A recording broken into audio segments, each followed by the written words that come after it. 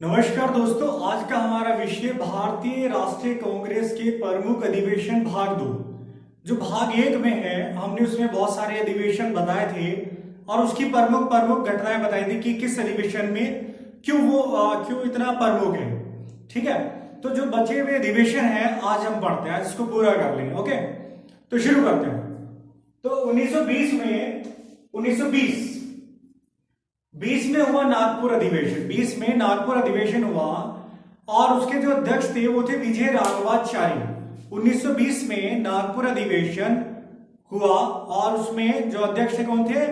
विजय Raghavachari. Okay, और इसमें विशेष बात क्या हुई कि कांग्रेस के अंदर ही उन्होंने क्या हुआ कि पूरे देश को भाषा के आधार पर प्रांत बना दिए।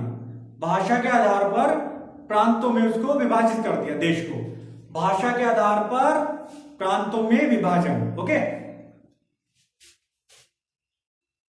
भाषा के आधार पर प्रांतों में विभाजन, तो इसलिए महत्वपूर्ण है।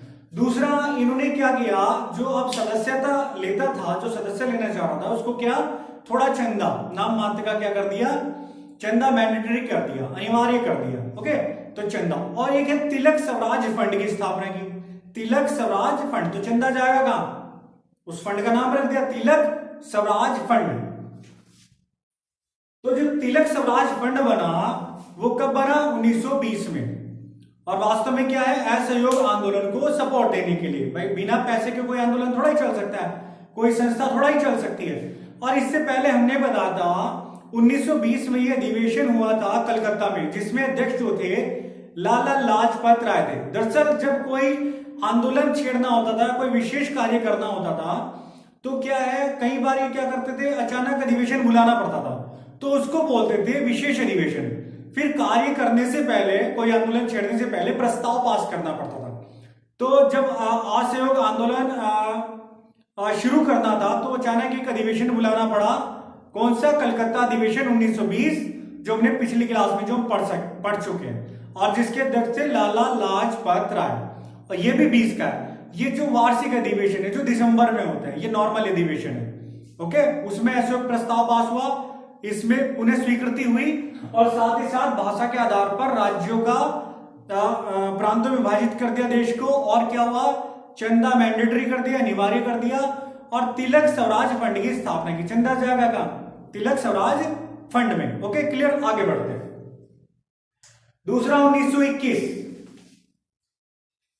1921 में जो है, जो अध्यक्ष के लिए जो चयनित हुए, जो नियुक्त हुए, वो थे चितरंजन दास। कौन? चितरंजन दास। लेकिन जेल में होने के कारण हकीम अजमल खां, किसको? हकीम अजमल खां को अध्यक्ष बनाना पड़ा। और जो हुआ था अधिवेशन, ये हुआ था अहमदाबाद में। कहां पर हुआ था? रिप्लाई कीजिए, यस, अहमदाबाद। कहां में? अहमदाबाद। और जो चितरंजन दास है, उन्होंने बाद में कांग्रेस के अंदर ही, कांग्रेस से अलग होकर एक पार्टी बनाई थी 1923 में। 1923 में जब असहयोग समाप्त हो गया था। कौन सी? नाम बताइए। स्वराज पार्टी। कौन सी पार्टी? Swaraj party, yes. आगे बढ़ते हैं।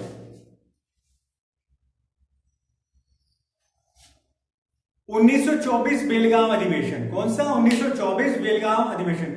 ये इसलिए महत्वपूर्ण है क्योंकि इसमें महात्मा गांधी इसके अध्यक्ष हुए। महात्मा गांधी कांग्रेस के सदस्य नहीं थे, लेकिन फिर भी वो कांग्रेस वाले उनका समर्थन करते थे और वो कांग्रेस वालों का समर्थन करते थे। कुल मिलाकर उनका मोटिव तो देश को आजाद कराना था। ठीक है, तो वो किसी का भी समर्थन कर सकते थे, लेकिन वो उसके सदस्य नहीं थे। ठीक है, एक बार अध्यक्ष बने हैं, वो भी कब? 1924 में। 1924 में।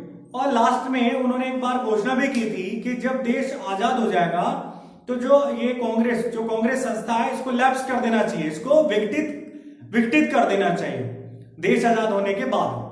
ओके, लेकिन ऐसा दुर्भाग्यवश नहीं हुआ। आइए 26 में क्या हुआ? 1926 में हुआ गुवाहाटी अधिवेशन। कौन सा? गुवाहाटी अधिवेशन, असम में। 1926 में गुवाहाटी में अधिवेशन हुआ और इसके अध्यक्ष थे श्रीनिवास अयंगर। अयंगर याद कर लीजिए, काफी है। कौन सा? अयंगर याद कर लीजिए। और ये इसलिए महत्वपूर्ण है क्योंकि इसमें खादी को कंपलसरी कर दिया। खादी क्या हो गया? अनिवार्य होगा। खादी पहनना अनिवार्य। अभी भी आप देखते होंगे अधिकांश जो कांग्रेसी हैं वो क्या पहनते हैं, खादी पहनते हैं। ओके, तो खादी जो पहनना है वो 26 से हुआ गुवाहाटी अधिवेशन, very very very important.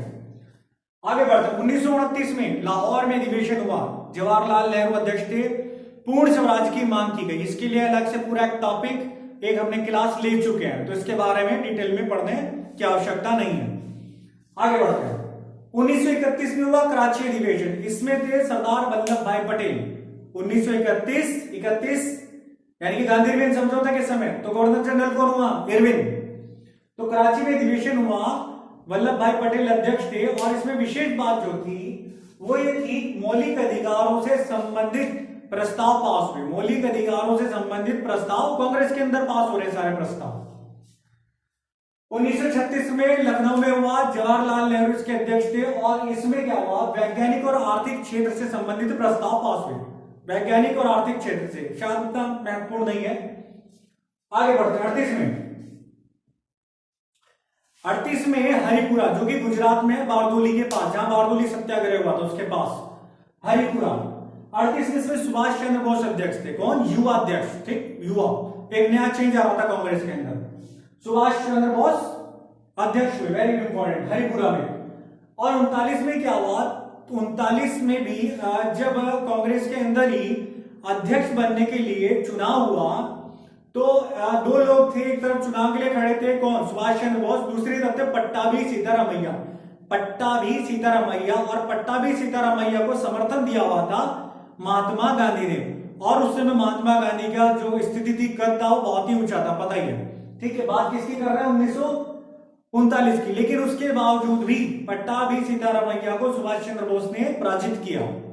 Pattabhi Sitaramayya को सुभाष चंद्र बोस ने पराजित किया, और ये अध्यक्ष निर्वाचित हुए।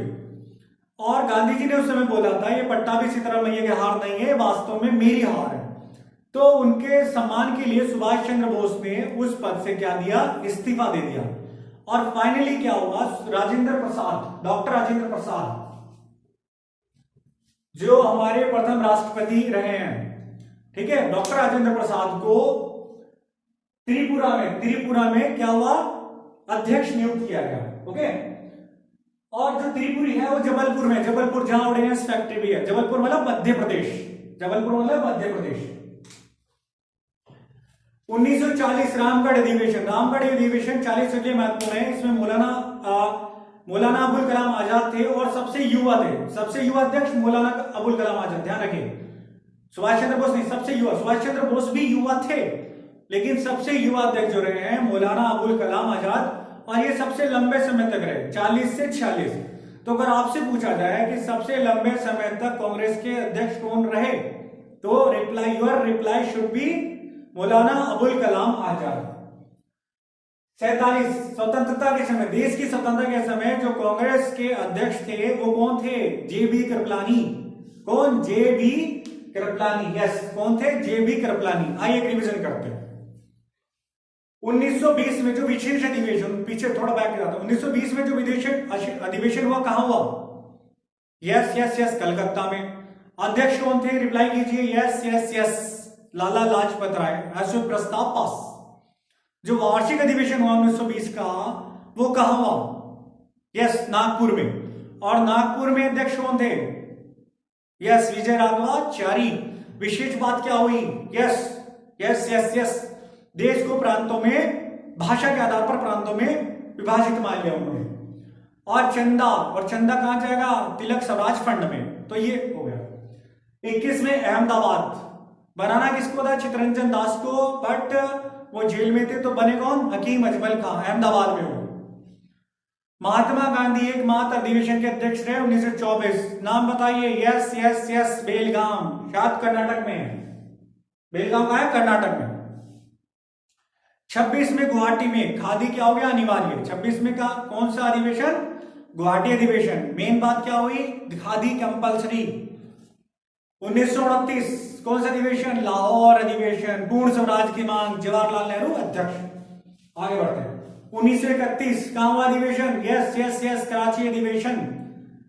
अध्यक्ष कौन, reply, I want reply, yes, Sardar Vallabh Bhai Patel. Main बात क्या हुई, यस, रिप्लाई कीजिए, बोलकर कीजिए, मन में कीजिए, जो भी है। रिप्लाई जरूर कीजिए, अगर संभव हो तो बोल कर कीजिए। यस, मौलिक अधिकारों से संबंधित प्रस्ताव पास हो गए। आगे बढ़ते हैं। 1936 लखनऊ, कौन अध्यक्ष? जवाहरलाल नेहरू। यस, क्या बात हुई? वैज्ञानिक और आर्थिक क्षेत्र से संबंधित प्रस्ताव पास हुए। यस, आगे बढ़ते हैं। 1938 हरिपुरा एकमात्र अधिवेशन है जो गांव में हुआ।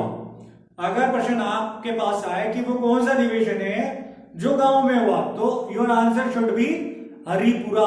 अध्यक्ष कौन? Yes yes yes, Subhash Chandra Bose युवाध्यक्ष, Bardoli Gujarat के पास है। ठीक है। 39 में यस, अधिवेशन कहां हुआ? त्रिपुरा में। त्रिपुरा में, त्रिपुरी कहां है? त्रिपुरा नहीं, त्रिपुरी। त्रिपुरा नहीं, त्रिपुरी। त्रिपुरी कहां है? जबलपुर। त्रिपुरी कहां है? जबलपुर, मध्य प्रदेश। जबलपुर, मध्य प्रदेश। ओके। और ये पट्टाभी सिद्धरामैया सुभाष चंद्र बोस के बीच। फाइनली बना कौन? Reply yes, doctor Rajendra Prasad. Important है बहुत, क्योंकि बहुत सारे सुभाष चंद्र बोस को कर देंगे। वो विजयी हुए थे, निर्वाचित हुए थे, लेकिन बने कौन? डॉक्टर राजेंद्र प्रसाद। 40 में रामगढ़ अधिवेशन, रामगढ़ मतलब रांची में, कौन बने? सबसे युवा अध्यक्ष मौलाना अबुल कलाम आजाद। आगे बढ़ते हैं, सबसे लंबे समय तक रहे। 47 में यानी कि जब देश आजाद हुआ, अध्यक्ष कौन थे? Yes, JB. कृपलानी। ओके, तो मैं समझता हूं कि आपको बहुत सारी बातें जो हैं दिमाग में बैठ गई होंगी, आपको बातें समझ में आ गई होंगी। हाँ, मेरा आपसे एक ये कहना था, देखिए बहुत सारे लोग मेहनत बहुत करते हैं, बहुत सारे लोग मेहनत बहुत करते हैं, पढ़ते भी बहुत हैं, लेकिन उसके बावजूद भी उनको सफलता नहीं मिलती। उसका कारण ये है कि गाइडेंस ना होना, सही गाइडेंस ना होना। कभी उन्होंने अधिवेशन यहां से पढ़ लिए, कभी दूसरी बुक से पढ़ लिए, कभी तीसरी बुक से पढ़ लिए, कभी अलग से यूट्यूब देख लिया। तो ऐसा बिल्कुल ना करें। ठीक है, जो भी पढ़े एक बार पढ़े, सॉलिड पढ़े, चाहे जो मैं पढ़ा रहा हूं वो पढ़े, जहां से भी आपको अच्छा लग रहा है आप वही पढ़ें। ठीक है, और एक ही चीज को, उसी को रिवाइज करें।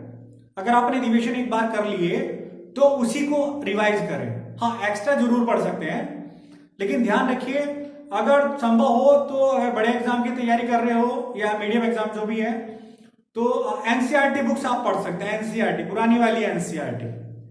ठीक है, तो जो भी पढ़े सॉलिड पढ़े, और एक बार पढ़े सॉलिड पढ़े और उसी को बार बार बार बार रिवाइज करें, तो मजा उसमें है, वो आपके दिमाग में बैठ जाएगा।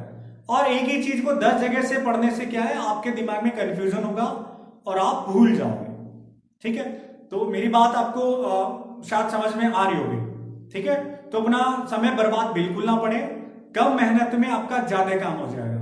और जो जितने भी मैंने टॉपिक्स अभी बताए हैं आप चेक भी कर सकते हैं, बहुत ज्यादा महत्वपूर्ण है, और पूरे टॉपिक से कई बार क्वेश्चंस आ चुके हैं। ऐसा कोई विषय नहीं है, ऐसा कोई टॉपिक नहीं है अभी तक जिससे परीक्षा में जो है प्रश्न ना आया। ओके, तो नेक्स्ट वीडियो मिलते हैं नेक्स्ट विषय के साथ। तो इसी के साथ धन्यवाद। जय हिंद, जय भारत।